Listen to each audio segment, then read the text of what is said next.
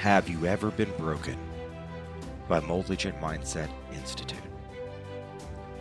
Have you ever been broken? Have you ever been suppressed down to the place of not knowing if you can continue or not even wanting to continue? I can tell you that times will get tough. You will be challenged. The things in which you seek after and the things in which you envision and the things in which God put in your heart to accomplish will challenge you. This universe will continually ask you how badly you want the thing. They say that anything that comes easy is not worth the fight, and that things that come hard are the things that are worthy. They say that when life comes against us, when pressures come to keep us from our goal, when things don't work out, that there's a message in the struggle, that there is something that the universe wants you to see. There's a perspective that you're missing. There's something that you're looking over, and God wants you to see it. So I ask you now, if you're struggling, if you're pushing, if you're hunting and can't seem to find what it is that you're looking for, I challenge you now to ask the question, what is it that God wants you to see? Because the purpose of brokenness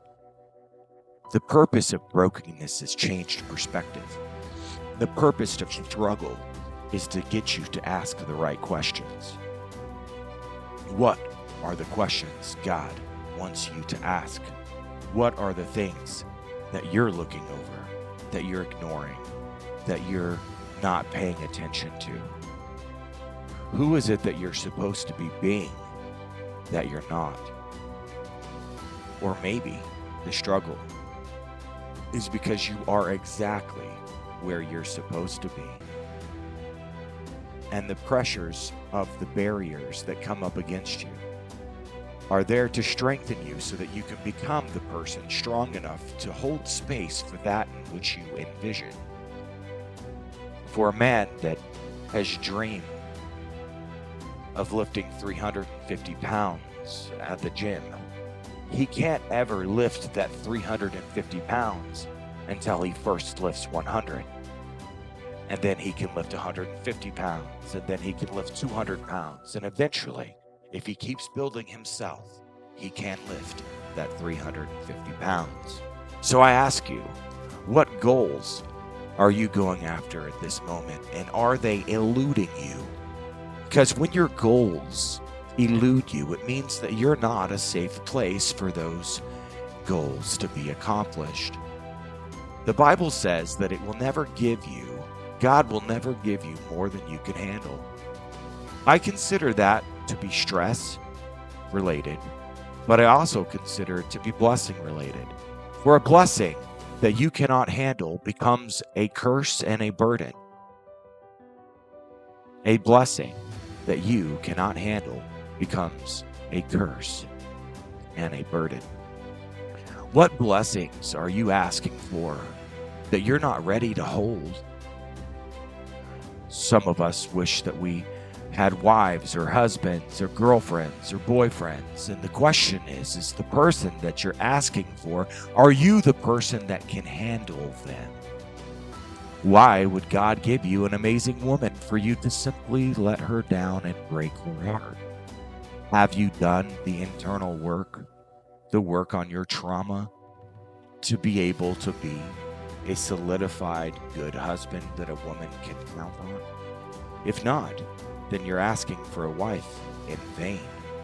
First, work on the foundation before you try to fill the house with beautiful things. First, build the foundation before you try to go in and sit on the couch. You first have to design the house from top to bottom and order the materials. And when you're building a house, just like when you're building a vision and when you're building a dream, when you have a vision for who you're supposed to be and who you want to be and the things that you want to accomplish and the places that you want to go and the things that you want to build, Have you prepared yourself, which is the foundation, for that in which you ask? Because if the house is built on sand, it will crumble when the floods come. But a house built on stone and will withstand storms and winds of many kinds. I have often discovered that when I'm banging my head against a wall and seeking after gold and it's not coming, and I'm trying to change a circumstance and my power to change circumstances is not working, and I'm doing affirmations and I'm doing praying and I'm asking God why it's not working out.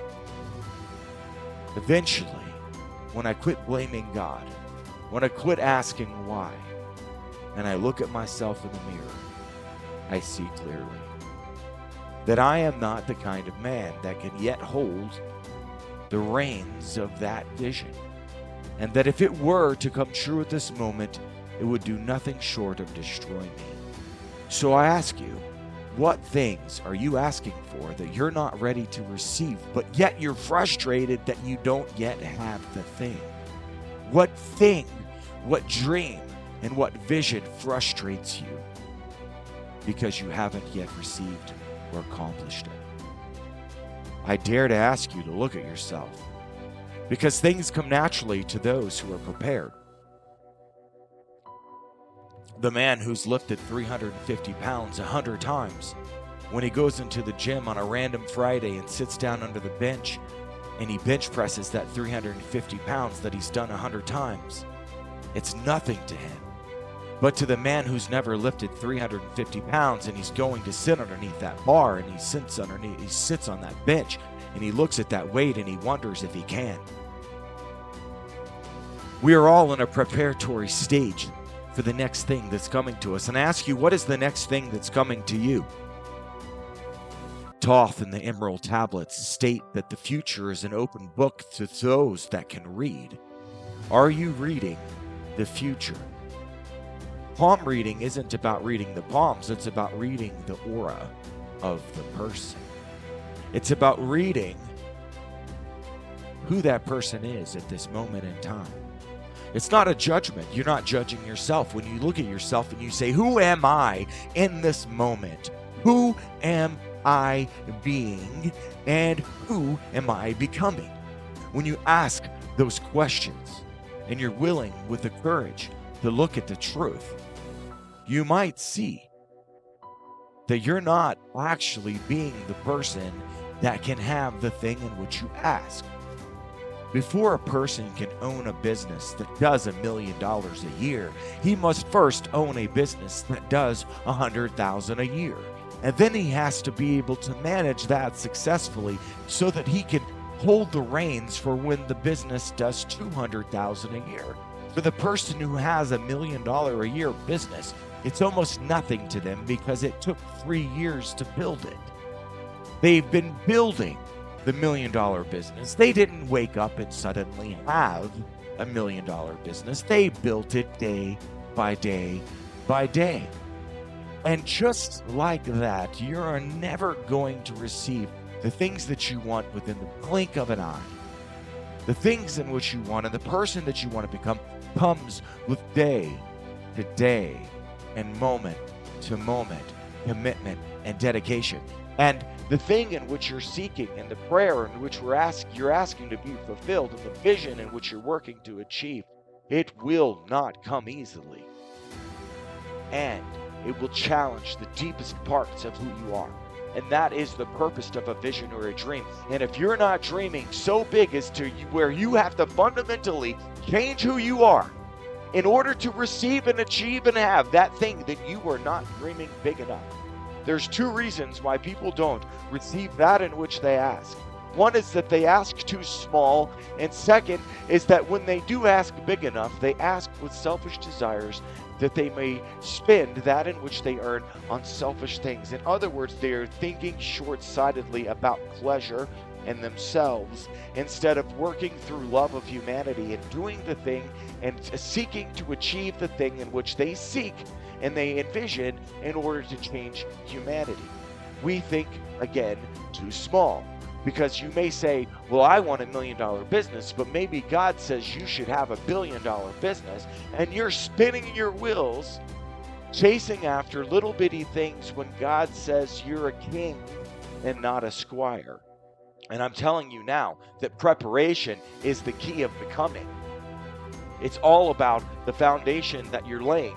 And there is a procedure unfolding every single day, and there's momentum towards a certain direction of who you are and who you're becoming and the things in which you're experiencing, and the barriers that come up against you towards pursuing that goal is literally God Himself guiding you.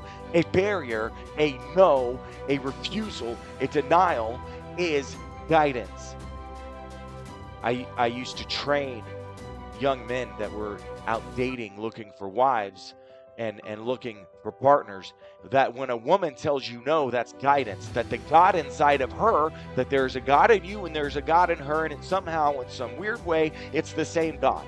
It's that there's a God in that girl and there's a God in that man, and the two gods are one God, but yet the God in her is saying no, no, no, and her intuition is saying no, no, no. But yet it's the same God, and you're going after that girl because you're not tuned in. I stretch to say that you should have never asked a woman out if it wasn't. A woman should never tell you no. And I go out on a limb by saying this, but if you are truly being led by God and the Holy Spirit and the greater self that's inside of you, and you are truly tuned in, there's no way you could actually ask a girl out on a date that wasn't divinely meant for you, because the fact that you're so in tune with who you're becoming, you can immediately recognize who is for you and who is not. And most of us are not in that tune, so we play the shotgun game. Entrepreneurs, people looking for jobs, people looking for partners, you play the shotgun game. The shotgun game is, I'm going to shoot this shotgun up at the sky, and I'm going to hopefully get a bird. But you're not aiming at nothing. You're betting on the fact that one of these 100 shots lands in the right place. And the law of averages, when you get into the law of averages, it teaches you to use big numbers in order to achieve goals. The law of averages is almost intuitively different than the law of guidance. Because the law of guidance says that you will be guided, whether you turn to the left or to the right. There will be a voice behind you saying, this is the way, walk in it. And it's when you turn and tune into that voice that you're guided. And that takes a reverence and a fear, the fear of the Lord. And you understand what the fear of the Lord is. That's nothing to do with Jesus, God, or anything like that. The fear of the Lord is fear of disconnection. It's fear of disconnecting from your higher self. The fear of the Lord is a reverence towards not wanting to fuck up and make a wrong choice that's going to disconnect you from your internal self, from your truest identity. And since there's momentum in every action, and every action is a karmic episode, and every time you take an action, you're setting a momentous action that has to, because there's a start and an end to every cycle. So when you take an action and you're making a karmic action, and there's a start and an end to that cycle. And when you start an action, there's momentum in that cycle, and it has to come to an end. You can't, for example, have an affair on your wife once and then never do it again and the thing go away, because that karmic episode has to come to an end, which eventually comes to the truth being revealed.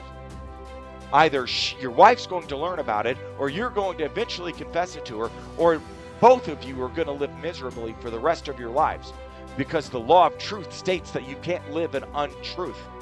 You can't be somebody that you're not. Eventually, the secrets will be shouted on the rooftops, and the truth will be revealed in all things. So the question of who you are being is the answer to who you're becoming. And if you look at yourself truly, just like the Emerald Tablets of Thoth say, the future is an open book to those who can read, because the future is based upon karmic episodes that are unfolding, because there's a cycle and an end to everything. For example, if you have a gym membership and you've been going 3 to 4 days a week consistently for 3 years, and something happens, you get broken up with, you lose a job, something happens, you get in a car accident, something happens and you stop going to the gym.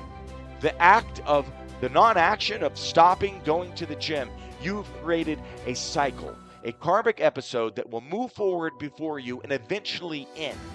And so you end up going months and months and months without going back to the gym because there's momentum and the habit and the cycle of not going to the gym, and eventually it breaks. Eventually something happens. Eventually you can't take it anymore. Eventually you call an end to the cycle, and you work yourself up to the courage to pack your gym bag, set a schedule, and get your ass back into the gym finally. And then finally you wake up and you're standing in the gym and you hadn't been there in 3 or 4 months, and you're looking around like, God, I'm finally back.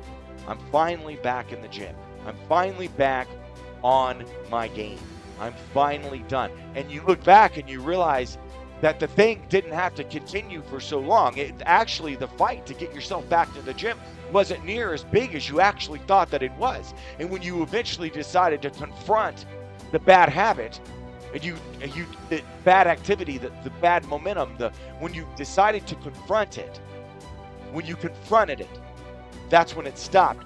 And for so long, you wouldn't confront this thing because, well, you know that it's going on, and you know you should do it. You know you should fix your credit. You know you should be going to the gym. You know you should be on a diet. You know you should be looking for a better job or doing better at the job that you have. You know you should leave this partner or leave this husband or ask this person out, or you know there's something that you should be doing or something that you should not be doing, and you know it, and it's bugging you, but you're too much in a momentous cycle to stop what it is that you're doing.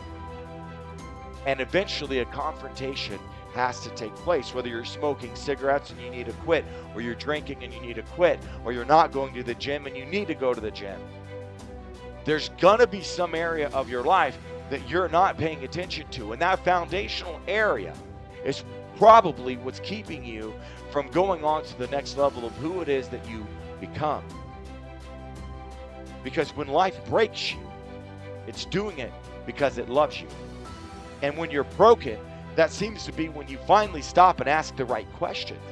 And it seems like God will drive us to the place of breaking in order to get our attention.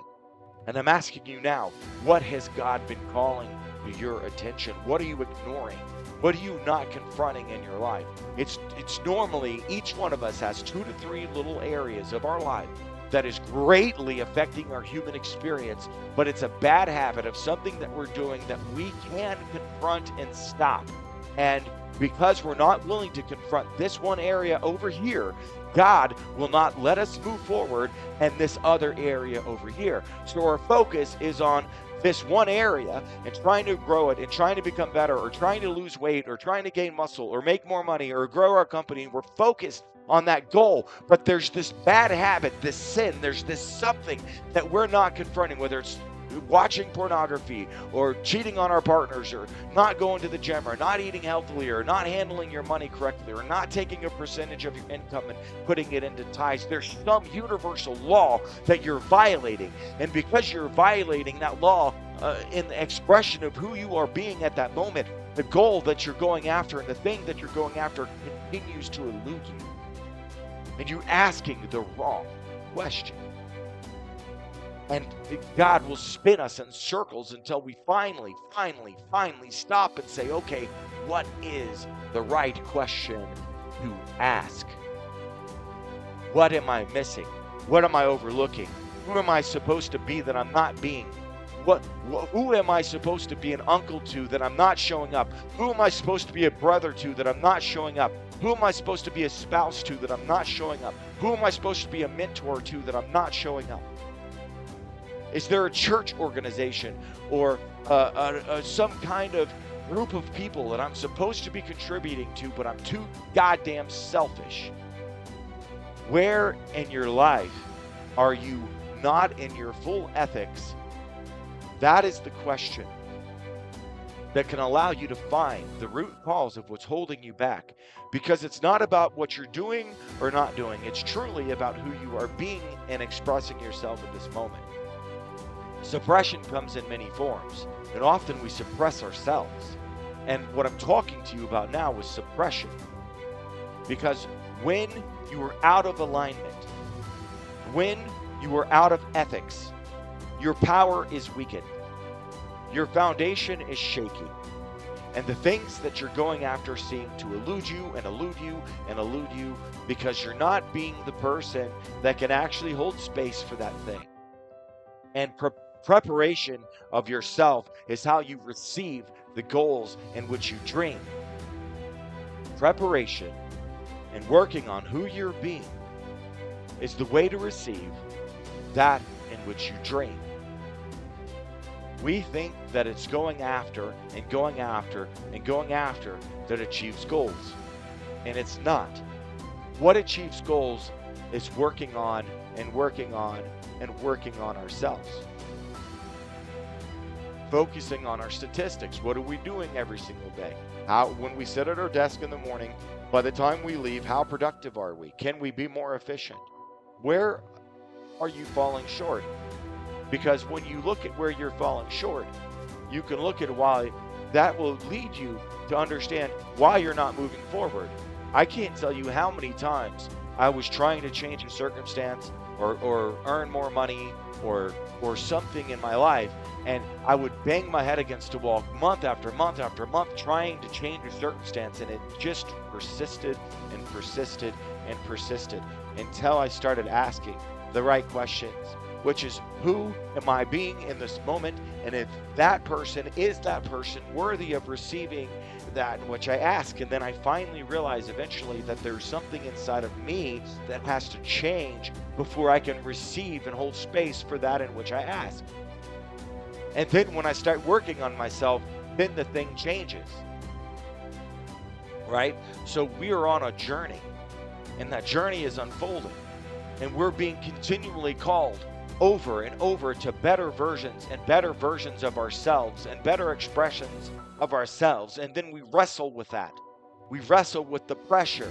We wrestle with the conflicts that arise. We wrestle with the inner conflicts of where we beat ourselves up and we hold ourselves over the flame. And instead of holding ourselves accountable, we beat ourselves.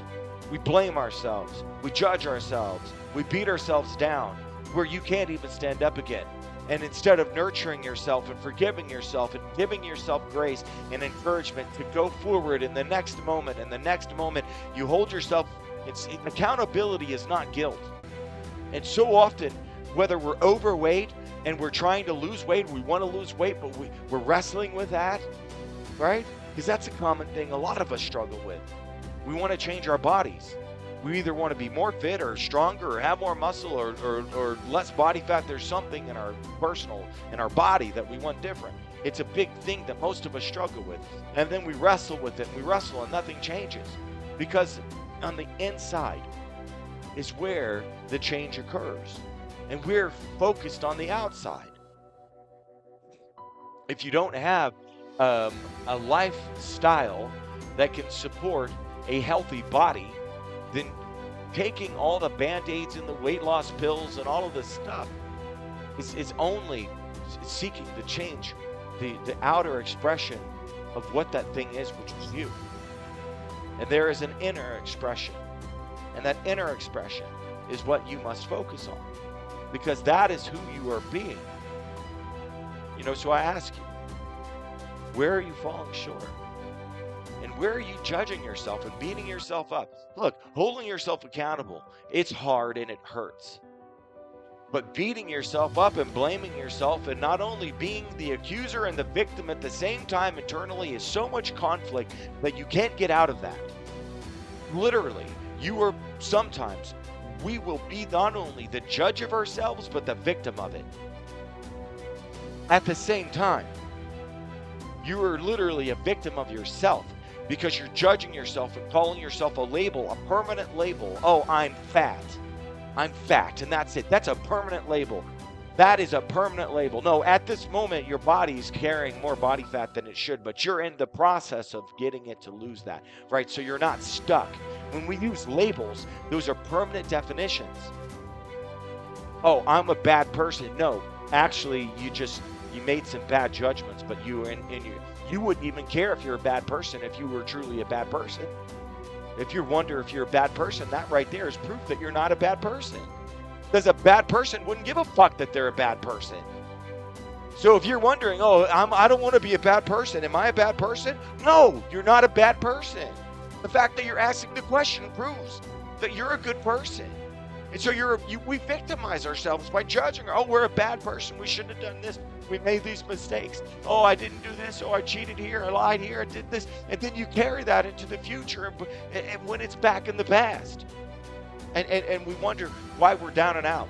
We wonder why we're not as happy as we can be. And we suffer because we make ourselves a victim of ourselves. We judge ourselves more than God. Right? And the judgment and the labels and the self-prosecution, it has to stop. You have to handle yourself with the love of a father or the love of the ever forgiving love of a mother or a father. Right? You have to love yourself. And you can't love yourself when you're hating yourself and you're blaming yourself of where you fell short, of where you didn't show up, of where you screwed up, of where you fucked up, of where you're judging yourself and blaming yourself, and you won't let yourself get above what you did wrong. Right? Rather than seeing that you're on an eternal journey that's unfolding life to life to life, and you're only here to learn. You're only here to learn. You're here to make mistakes. It's impossible that you can go through this entire life and not make a mistake, not make a miscalculation, not choose the wrong target on occasion, right? It's impossible for you to not make a mistake, but yet we're so hard on ourselves. We're so hard on ourselves that we won't give ourselves a chance to breathe into the next day and give ourselves a chance to actually receive grace and actually receive forgiveness. And it's that grace and forgiveness that we need to feel and recognize in order to be able to let things go and say, you know what? Okay, whatever, yesterday I did that. The day before I did that, or last year, whatever, I did that. Okay, it's done. It's over. I'm in today. That's yesterday. I'm here today. And I'm here to fight the battles of today. I'm not even trying to worry about the battles of next year or the next day. The battles of today are big enough. You can work on the battles of today, right? And the battles of today are nothing but preparing for the battles of tomorrow. And preparation seems to be what this whole freaking life is about. So I ask you, where are you not asking the right questions? Where are you not confronting areas of yourself that need work and need change? Because that confrontation is what the universe is inviting you to do when it comes against you and puts a barrier and puts a barrier and puts a barrier. It's asking you to ask questions. Who am I being at this moment? Am I truly becoming the person step by step by step with the goals that I have? Because if you want to be a successful person with a life full of love and friends and people who care about you and surrounded by good things unfolding, you have to nurture that version of yourself inside of yourself before it starts showing up on the outside. If you want to be a good friend and have good friends, you have to first become a good friend, which means you have to ask, what is a good friend? How do I become a good friend? What does it mean to be a good friend? If I considered somebody a good friend, what would that look like? And how do I begin to emulate that in my life? Right? And the next thing you know, you've built a surrounding around you, a little group of friends, compadres that believe in you, right? But you have to first be a good friend, right? So if we want to be fit, we have to first be a person that can be fit. That's right. If we want to earn more money, we have to become a person that can earn more money, which means not only do we need to work on learning how to make the money, we also have to work on how to save it, how to invest it, and how to multiply it through the conditions formulas. Right? And learning is what separates us from the level beneath us. And the Emerald Tablets of Thoth, it talks about looking up at the sky and kind of seeing yourself. It says, look at thyself as if thyself was a young child. And that young child did not see and know the things that you as an adult now know. And he said, then thus imagine life. And that those above you that are operating on the higher laws of the universe, it's not that they're better than you or different than you. It's only the fact that by knowledge, the mysteries are no longer mysteries, and they have become somebody who operates on a higher level than you. But it's not The billionaires, when you look at somebody in life that's doing better than you, that's operating on higher levels, they're just operating with a different set of higher laws, right? Have you done this where you've actually reverse engineered, you've actually imagined the end game, what it actually is, the end game, and then reverse engineered what it required to be that, and then what you required to do that? Because sometimes we have to fundamentally change our literal, like our temperance. Like we have to, change, right, our emotional, conditioning, right? Because, I'm telling you, people are going to experience stress, and you're going to experience stress and pressure based upon the large game that you're playing. Right? So little games are little pressures, big games are big pressures, right? For example, the Super Bowl touchdown, right? When the clock's counting down, there's a lot of pressure at the Super Bowl, but the first, practice game, scrimmage of the season, who cares, right? So the game that you're playing determines the amount of stress. And often we overload ourselves with stress because we're going after and seeking after goals and games that we want to play that we're not prepared to handle.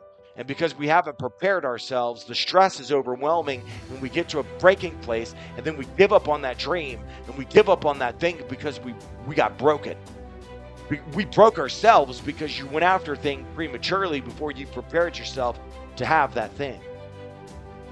One example would be going out and getting a mentor, right? Somebody who's done what you're attempting to do before, and learning and gleaning from them and meeting with them once every 2 weeks or once every week, or having a phone call once a week and getting a mentor, going and finding somebody that say, hey, you have built this life and I'm wanting to build a life similar. Can you help me? Right? And that can help prepare you to become the version of yourself that you want to be, because you're emulating somebody who's done something similar. And they can look at you and say, hey, look, I'm 55 years old and I'm happily married for 40 years or 30 years. And I know that you're 25 years old and you're trying to be successful and you want a successful marriage. I'm going to tell you, based upon experience, don't date without intention, and don't date a girl that you know that you wouldn't want to marry. But we have to go through those phases, and it's preparing ourselves for the next phase that calls in the next phase. So we're locked in these conditions, and the conditions don't change until we pass the test of the condition to change, because there's requirements on moving to the next level. And you need to work on yourself to be able to pass those requirements. You don't go apply for a job that requires a PhD when you don't have a PhD. And some of us, that's what we're doing. There's places and areas in our personal lives that we're not confronting and we're not bringing to God. And there's things that we're keeping from God and not telling the truth about. And there's things that we're not willing to confront. And there's people we're running from. And there's people we're supposed to be showing up for that we're not. But yet we're going through our day-to-day life, not confronting these areas. And then we're trying to become something different and push on this area over here, but it's not moving, and we're running up against barriers, and we're banging our head against the wall. And it's because we're not stopping to look at the fundamentals and the foundation of who we actually are at this moment. And it's when you stop and you look and you say, God, where am I failing to show up? What am I missing? So I urge you to begin asking questions. Begin asking questions to God. Begin asking questions to whoever it is that you worship or look towards to. Whoever it is inside of yourself that you look for that. When you start asking those deep fundamental questions of who am I? Who are you asking that to? And I implore you to begin asking questions, to begin seeking deeper revelations of yourself. Because accountability is where responsibility begins. First, you have accountability. You hold yourself accountable. And then that means that you're now taking responsibility. When you're willing to take accountability and then become responsible, you begin to become cause. And when you begin to become cause, you begin growing power within you to change your circumstance and your conditions. But it starts with acknowledgement and confrontation, and then it takes handling, which is responsibility, right? And then when you're able to do that, then you gain the inner strength in order to actually, the power, the literal life power, to change your circumstance. Acknowledgement, confrontation, then handling, responsibility, and then inputting correct action and ethics, and then from that, you gain personal power. Some of us, we can't touch our personal power because we're over here doing this thing in these other areas of our lives that we know are out of ethics, and it's holding us back. Because there's something we know that we're not giving to God. There's something we know that is wrong, but we persist in it. And then we're held back and we're held back. And so I ask you today, where are you being held back and why? Instead of getting angry, because you could get angry, or you could not get angry. You could blame. You know, what would happen if you got angry? Like, what if you did get angry? What if you got frustrated and angry? Like that, ask yourself, if I got angry, I could. If I didn't get angry, I could, right? So your response to the barriers and your response to the resistance is the temperature level for your maturity. And oftentimes we're not mature enough to hold space for the thing in which we ask. And if God did let us get those things, not only would we hurt those people and let them down, but we would destroy ourselves because we're not mature enough. So maturity is basically the mark of responsibility. Maturity is being willing to acknowledge and take responsibility and confront and handle without emotion, without blame, without victimhood, but rather responsibility and ownership. And then you become cause. Ownership means cause, right? Ownership means I have the ability to take responsibility, and I'm going to do these things in order to take responsibility, because what does responsibility look like? Responsibility looks like acknowledgement and action. Remember, you have health, wealth, happiness, and love. And at MultiGen Mindset Institute, we teach you, that's what we teach you to take a hold of, is you first start with your health, your wealth, and then your happiness changes, and then from there you can work on your love. But the first thing is your health, because that's the first nearest thing for you to grab onto in order to initiate change. Well, it's just because each one of us manages the areas of our lives a little bit differently. We put a higher set of priorities, you know. We put a higher set of priorities and values on one thing rather than another. You take somebody who reads 1,000 books a day and they're extremely smart and they're intelligent, but they're unhealthy, they won't take care of their body, they're overweight, they're going to college, they're getting, like, you see, it's confusing because you're like, well, why are they so successful in this one area, but this other area, they're just in the red? Well, it has to do with confrontation and responsibility. All we're trying to do in this talk is get you to ask questions. It's get you to ask the right questions.